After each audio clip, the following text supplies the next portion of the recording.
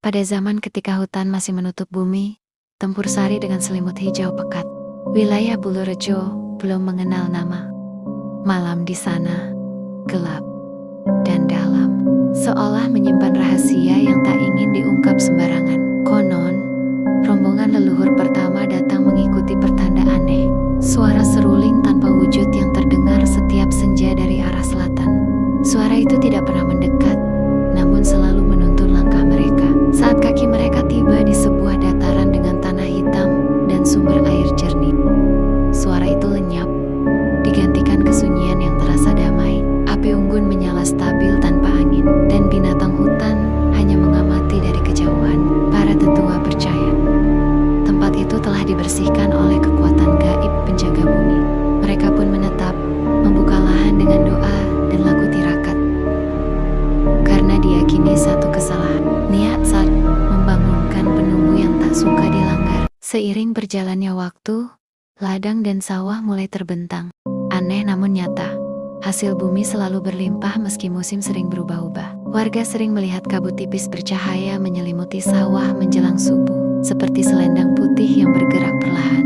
Kabut itu tak pernah membawa dingin, justru membuat padi tumbuh tegak dan berisi. Dari kejadian itulah, para sesepuh memberi nama Bulurejo, Bulu sebagai asal mula atau cikal, dan Rejo sebagai kemakmuran yang dianugerahkan. Namun kemakmuran itu memiliki syarat tak tertulis. Manusia harus hidup jujur dan selaras. Pernah suatu masa, seorang pendatang menebang pohon tua tanpa izin adat. Malamnya, ia mendengar langkah berat mengelilingi rumahnya, dan esok hari sawahnya mengering sendiri. Warga makin percaya bahwa desa ini dijaga oleh kekuatan yang tidak tampak mata.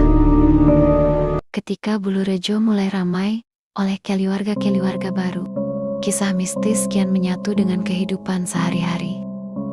Setiap malam Jumat Kliwon, orang-orang tua melarang anak-anak bermain di pematang sawah, sebab penjaga desa dipercaya sedang berkeliling.